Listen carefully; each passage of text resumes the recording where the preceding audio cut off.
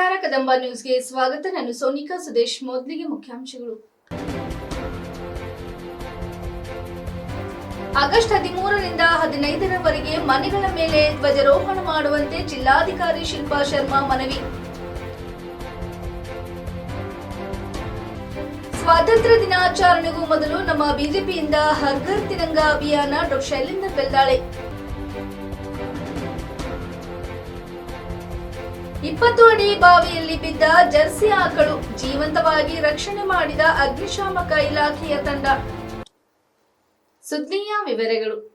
78ನೇ ಸ್ವಾತಂತ್ರ್ಯ ದಿವಸದ ನಿಮಿತ್ತ ಬೀದರ್ ಜಿಲ್ಲಾಡಳಿತ ಹರ್ ಘರ್ ತಿರಂಗಾ ಅಭಿಯಾನದಡಿ ಜಿಲ್ಲೆಯಲ್ಲಿ ವಿವಿಧ ಕಾರ್ಯಕ್ರಮಗಳನ್ನು ಹಮ್ಮಿಕೊಂಡಿದೆ. ಈ ಕುರಿತು ಜಂಟಿ ಸುದ್ದಿಗೋಷ್ಠಿಯಲ್ಲಿ ಮಾತನಾಡಿದ ಜಿಲ್ಲಾಧಿಕಾರಿ ಶಿಲ್ಪಾ ಶರ್ಮಾ, ಸಿಇಒ ಗಿರೀಶ್ ಬೋದಲೆ, ಎಸ್ಪಿ ಪ್ರದೀಪ್ ಗುಂಟಿ ಅವರು ವಿವಿಧ ಕಾರ್ಯಕ್ರಮಗಳ ಕುರಿತು ಮಾಹಿತಿ ನೀಡಿದರು. ಆಗಸ್ಟ್ 13ರಿಂದ 15ರವರೆಗೆ ಸಾರ್ವಜನಿಕರು ತಮ್ಮ ತಮ್ಮ ಮನೆಗಳ ಮೇಲೆ ಧ್ವಜಾರೋಹಣ ಮಾಡುವುದು. ಆಗಸ್ಟ್ 14ರಂದು ಬೆಳಗ್ಗೆ 7 ಗಂಟೆಗೆ ಬೀದರ್ ಕೋಟೆಯಿಂದ ತಿರಂಗ ಯಾತ್ರೆ ಹೊರಟು ನಗರದ ಪ್ರಮುಖ ರಸ್ತೆಗಳ ಮೂಲಕ ನೆಹರು ಕ್ರೀಡಾಂಗಣ ಸೇರಲಿದೆ. ಆಗಸ್ಟ್ 14ರಂದು ಬೀದರ್ ನಗರದ ಸಿದ್ದಾರೂಢ ಮಠದಿಂದ ಪ್ರಮುಖ ರಸ್ತೆಗಳ ಮೂಲಕ ಬೈಕ್ ರ್ಯಾಲಿ, ಬರಿಶಾಹಿ ಉದ್ಯಾನವನದಿಂದ ತಿರಂಗ ಓಟ ಕೂಡ ಜರುಗಿ ನೆಹರು ಕ್ರೀಡಾಂಗಣ ಸೇರಿ ಅಲ್ಲಿ ಮೇಳವಾಗಿ ಮಾರ್ಪಡಲಿದೆ. ಅಲ್ಲಿ ಎಲ್ಲರೂ ತಿರಂಗದೊಂದಿಗೆ ಸೆಲ್ಫಿ ತೆಗೆದುಕೊಳ್ಳುವುದು ಎಂದು ಅವರು ವಿವರಿಸಿದರು. ಆಗಸ್ಟ್ 15ರಂದು ಬೀದರ್ ನಗರದ ಪೂಜೆ ಚನ್ನಬಸವ ಪಟ್ಟ ದೇವರ ರಂಗಮಂದಿರದಲ್ಲಿ ಸಂಜೆ 6 ಗಂಟೆಗೆ ಹರ್ ಘರ್ ತಿರಂಗಾ ಕುರಿತು ವಿವಿಧ ಸಾಂಸ್ಕೃತಿಕ ಕಾರ್ಯಕ್ರಮಗಳು ಜರುಗಲಿದ್ದು, ಸಂಘ ಸಂಸ್ಥೆ ಹಾಗೂ ಶಾಲಾ ಕಾಲೇಜುಗಳಲ್ಲಿಯೂ ಸಹ ವಿವಿಧ ಸಾಂಸ್ಕೃತಿಕ ಕಾರ್ಯಕ್ರಮಗಳು ನಡೆಸುವಂತೆ ಜಿಲ್ಲಾಧಿಕಾರಿಗಳು ತಿಳಿಸಿದರು. ಅಂದರೆ 14ನೇ ತಾರೀಕಿಗೆ ವಾಕಥಾನ್ ಹರ್ ಘರ್ ತಿರಂಗಾ ಕುರಿತು ಪ್ರತಿಜ್ಞೆ ವಿಧಿ ಬೋಧನೆಯೊಂದಿಗೆ ತಿರಂಗಾ ಯಾತ್ರೆ ಬೆಳಗ್ಗೆ 7 ಗಂಟೆಗೆ ಬೀದರ್ ಕೋಟೆಯಿಂದ ನೆಹರು ಕ್ರೀಡಾಂಗಣವರೆಗೂ ವಾಕಥಾನ್ ಮಾಡ್ತೀವಿ. ಅದಾದ ನಂತರ 7:30 ಗಂಟೆಗೆ ತಿರಂಗಾ ಓಟ ರನ್ನಿಂಗ್ ಬಾರಿದ್ ಶಾಹಿ ಗಾರ್ಡನಿಂದ ನೆಹರು ಕ್ರೀಡಾಂಗಣವರೆಗೂ ಅದು ಆಗುತ್ತೆ. ಅದಾದ ನಂತರ ಸೇಮ್ 14ನೇ ತಾರೀಕಿಗೆ ಬೆಳಗ್ಗೆ 8 ಗಂಟೆಗೆ ಬೈಕ್ ರ್ಯಾಲಿ ಸಿದ್ದಾರೂಢ ಮಠದಿಂದ ನೆಹರು ಕ್ರೀಡಾಂಗಣವರೆಗೂ ಅದು ನಡೆಸ್ತೀವಿ. ಅದಾದ ನಂತರ ನಾವು 9 ಗಂಟೆಗೆ ನೆಹರು ಕ್ರೀಡಾಂಗಣದಲ್ಲಿ ಕ್ಯಾನ್ವಸ್ ಮೇಲೆ ಹರ್ ಘರ್ ತಿರಂಗಾ ಹಾಗೂ ಜೈ ಹಿಂದ್ ಬರೆಯುವುದು ಎಲ್ಲ ಭಾರತೀಯ ಭಾಷೆಯಲ್ಲಿ. ಯಾವುದು ನಮ್ಮದು 22 ಶೆಡ್ಯೂಲ್ಡ್ ಲ್ಯಾಂಗ್ವೇಜಸ್ ಇದ್ದಾವೆ, ಸೊ ಯಾವುದೋ ಒಂದು ಭಾಷೆಯಲ್ಲಿ ಅದು ಬರೆಯುವುದು. ಅದಾದ ನಂತರ ಅಲ್ಲಿ ನಾವು ಸೆಲ್ಫಿ ಪಾಯಿಂಟ್ಸ್ ಇಡ್ತೀವಿ ನೆಹರು ಕ್ರೀಡಾಂಗಣದಲ್ಲಿ. ಅಲ್ಲಿ ಕೂಡ ಜನ ಫೋಟೋ ಸೆಲ್ಫಿ ತೆಗೆದುಕೊಂಡು hargartiranga.com ಅಪ್ಲೋಡ್ ಮಾಡ್ತಾರೆ. 10 ಗಂಟೆಗೆ ಸೇಮ್ ನೆಹರು ಕ್ರೀಡಾಂಗಣದಲ್ಲಿ ನಾಳಿದೆ 14ನೇ ತಾರೀಕು ಇದು ಖಾದಿ ಗ್ರಾಮೋದ್ಯೋಗ ಆ ಡಿಪಾರ್ಟ್ಮೆಂಟಿಂದ ಮತ್ತು ಇದು ಬುಕ್ಸ್ ಮತ್ತು ವಸ್ತುಗಳು ಎಕ್ಸಿಬಿಷನ್ ಅದು ತಿರಂಗಾ ಮೇಳ ಅಂತ ನಾವು ಒಂದು ಮಾಡ್ತೀವಿ. ಅದರ ಜೊತೆಗೆ ಎಲ್ಲ ಜನರಿಗೂ ವಿನಂತಿ, 13ನೇ ತಾರೀಕಿಂದ ನಾಳೆಯಿಂದ 15ನೇ ತಾರೀಕುವರೆಗೂ ತಮ್ಮ ಮನೆ ಮೇಲೆ ಧ್ವಜಾರೋಹಣ ನಡೆಸುವುದು. ಲಾಸ್ಟ್ ಕಳೆದ 2 ವರ್ಷದಲ್ಲಿ ಎಲ್ರಿಗೂ ಡಿಸ್ಟ್ರಿಬ್ಯೂಟ್ ಕೂಡ ಆಗಿತ್ತು. ಅದು ಒಂದು ಯೂಸ್ ಮಾಡಿ ಧ್ವಜಾರೋಹಣ ಕೂಡ ಮಾಡಿ. ಮತ್ತು 15ನೇ ತಾರೀಕಿಗೆ ಬೆಳಗ್ಗೆ ಮೇನ್ ಫಂಕ್ಷನ್ ಫ್ಲಾಗ್ ಹೋಯಿಸ್ಟಿಂಗ್ ಏನಾಗುತ್ತೆ ಅದು ಆಗುತ್ತೆ. ಅದಾದ ನಂತರ ಸಾಯಂಕಾಲ 6 ಗಂಟೆಗೆ ಕಲ್ಚರಲ್ ಆ್ಯಕ್ಟಿವಿಟೀಸ್ ರಂಗಮಂದಿರದಲ್ಲಿ ನಡೆಸಲಾಗುತ್ತೆ. ಇವೆಲ್ಲ ಆ್ಯಕ್ಟಿವಿಟಿ ನಾವು ಲೋಕಲ್ ಜನರ ಸಹಯೋಗದೊಂದಿಗೆ ಮಾಡ್ತಾ ಇದ್ದೀವಿ. ಅದರಲ್ಲಿ ಎಲ್ಲ ಪಾಪ್ಯುಲೇಷನ್ ಯಾರ್ಯಾರಿದ್ದಾರೆ ಎಲ್ರಿಗೂ ವಿನಂತಿ, ಇನ್ನು ನೀವೆಲ್ಲರೂ ಭಾಗವಹಿಸಬೇಕು. ಎಲ್ಲರೂ ಈ ಆ್ಯಕ್ಟಿವಿಟೀಸ್ನಲ್ಲೂ ಬಂದು ಈ ಕಾರ್ಯಕ್ರಮವನ್ನು ಸಕ್ಸಸ್ ಆಗಿ ಮಾಡೋದು ಅಂತ ವಿನಂತಿಸುತ್ತೇನೆ. ಧನ್ಯವಾದಗಳು.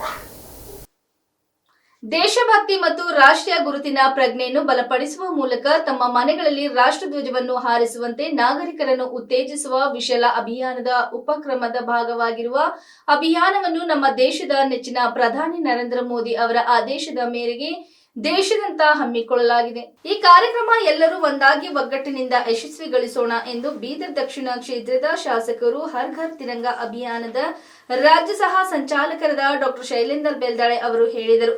ಸ್ವಾತಂತ್ರ್ಯ ದಿನಾಚರಣೆ ಪ್ರಯುಕ್ತ ಸನ್ಮಾನ ಶ್ರೀ ನರೇಂದ್ರ ಮೋದಿ ಅವರ ಆದೇಶದ ಮೇರೆಗೆ ದೇಶಾದ್ಯಂತ ನಡೆಯುತ್ತಿರುವ ಹರ್ ಘರ್ ತಿರಂಗ ಅಭಿಯಾನ ನಿಮಿತ್ತ ಇಂದು ಬೀದರ್ ದಕ್ಷಿಣ ಕ್ಷೇತ್ರದ ಮನ್ನೆಕೇಳಿ ಗ್ರಾಮದಲ್ಲಿ ಹಮ್ಮಿಕೊಂಡಿದ್ದ ಸ್ವಚ್ಛತಾ ಕಾರ್ಯ ಹಾಗೂ ಬೈಕ್ ರ್ಯಾಲಿಗೆ ಚಾಲನೆ ನೀಡಿ ಅವರು ಮಾತನಾಡಿದರು.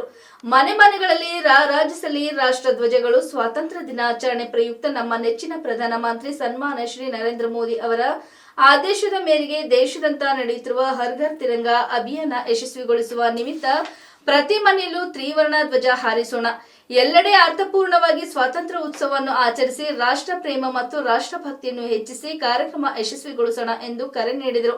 ಈ ಸಂದರ್ಭದಲ್ಲಿ ಬೀದರ್ ದಕ್ಷಿಣ ಮಂಡಲ ಅಧ್ಯಕ್ಷರಾದ ಗುರುನಾಥ್ ಎಂ ರಾಜಗೀರ ಬಗ್ದಳ್, ಪ್ರಧಾನ ಕಾರ್ಯದರ್ಶಿಗಳಾದ ಚಂದ್ರಯ್ಯ ಸ್ವಾಮಿ, ಸಂಜುಕುಮಾರ್ ಕೋಳಿ, ರಾಜ್ಯ ಮಹಿಳಾ ಮೋರ್ಚಾ ಕಾರ್ಯದರ್ಶಿ ಹೇಮಾ ತುಕ್ಕಾರೆಡ್ಡಿ, ಜಿಲ್ಲಾ ಕೋಶಾಧ್ಯಕ್ಷರಾದ ಹನುಮಂತಪ್ಪ ಪಾಟೀಲ್, ಜಿಲ್ಲಾ ಉಪಾಧ್ಯಕ್ಷರಾದ ಪ್ರಭು ಮೇಘ, ಜಿಲ್ಲಾ ಕಾರ್ಯದರ್ಶಿ ಮಾಣಿಕಪ್ಪ ಖಾಶಂಪುರ್, ಜಿಲ್ಲಾ ಕಾರ್ಯದರ್ಶಿ ಸಂತೋಷಿ, ಜಿಲ್ಲಾ ಎಸ್ಟಿ ಮೋರ್ಚಾ ಅಧ್ಯಕ್ಷ ಗುಂಡಪ್ಪ ಮೇತ್ರಿ, ಜಿಲ್ಲಾ ಯುವ ಮೋರ್ಚಾ ಅಧ್ಯಕ್ಷ ಸಂತೋಷ್ ರೆಡ್ಡಿ, ಜಿಲ್ಲಾ ಎಸ್ಟಿ ಮೋರ್ಚಾ ಪ್ರಧಾನ ಕಾರ್ಯದರ್ಶಿ ಅರುಣ್ ಕುಮಾರ್ ಬಾವಗಿ, ಒಬಿಸಿ ಮೋರ್ಚಾ ಪ್ರಧಾನ ಕಾರ್ಯದರ್ಶಿ ರಾಜ್ಕುಮಾರ್ ಪಾಂಚಾಳ್ ಮತ್ತು ಪಕ್ಷದ ಹಿರಿಯರು, ಮಂಡಲ ಪದಾಧಿಕಾರಿಗಳು, ಮುಖಂಡರು, ಕಾರ್ಯಕರ್ತರು ಮತ್ತಿತರರು ಉಪಸ್ಥಿತರಿದ್ದರು.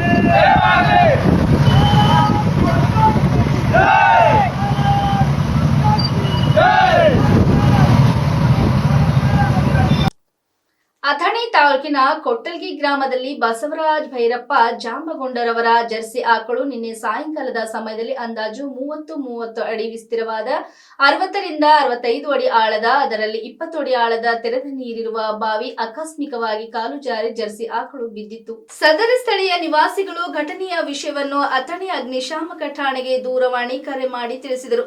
ಕರೆ ಬಂದ ತಕ್ಷಣ ಜಲವಾಹನದೊಂದಿಗೆ ಅಗ್ನಿಶಾಮಕ ತಂಡ ಸ್ಥಳಕ್ಕೆ ದೌಡಾಯಿಸಿ ಕಾರ್ಯ ಪ್ರವೃತ್ತರಾಗಿ ಸುಮಾರು 60 ರಿಂದ 65 ಅಡಿ ಆಳದ, ಅದರಲ್ಲಿ 20 ಅಡಿ ಬಾವಿಯಲ್ಲಿ ಹೊಸ ಹಗ್ಗಗಳ ಸಹಾಯದಿಂದ ಕೆಳಗಿಳಿದು ಸುಮಾರು 30 ನಿಮಿಷಗಳ ಕಾಲ ಶ್ರಮ ವಹಿಸಿ ಅಧಿಕಾರಿ ಹಾಗೂ ಸಿಬ್ಬಂದಿಯವರುಗಳು ಪ್ರಾಣ ರಕ್ಷಣೆಗಾಗಿ ಕೂಗುತ್ತಿದ್ದ ಜರ್ಸಿ ಆಕಳನ್ನು ಜೀವಂತವಾಗಿ ಅಗ್ನಿಶಾಮಕ ಇಲಾಖೆಯ ತಂಡ ರಕ್ಷಣೆ ಮಾಡಿರುತ್ತಾರೆ.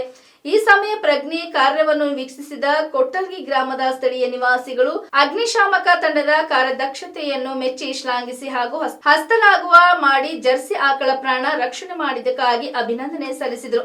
ಈ ಕಾರ್ಯಾಚರಣೆಯಲ್ಲಿ ಸಹಾಯಕ ಅಗ್ನಿಶಾಮಕ ಠಾಣಾಧಿಕಾರಿ ಎಡಿ ಮುಲ್ಲಾ ರವರ ನೇತೃತ್ವದಲ್ಲಿ ಅಪ್ಪ ಸಾಹೇಬ್ ಹೊನ್ನೆಖಾಂಡೆ, ಸಾದೇವ್ ಶಿಂದೆ, ರವೀಂದ್ರ ಸಂಗಮ್, ಶಿವಯ್ಯ ಮಠಪತಿ, ಸಿದ್ದಪ್ಪ ಹಗಲ್ಬಿ, ಸಂತೋಷ್ ಧರ್ಮಟ್ಟಿ ಭಾಗವಹಿಸಿದರು. ನಾವು ಜಾಗ ಜಾಗಿಲ್ಲ ಕಡೆ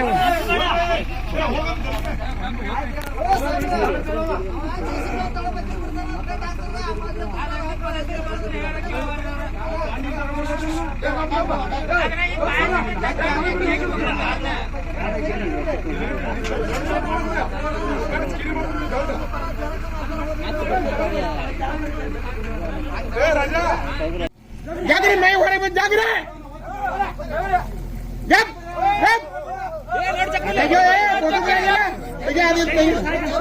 जग जग सिद्धू ಬಿಡ್ ಬಿಡ್ರಿ ಸರ್ ಈ ಕಡೆ ಹಗ್ಗ ನಿಮಿಷ.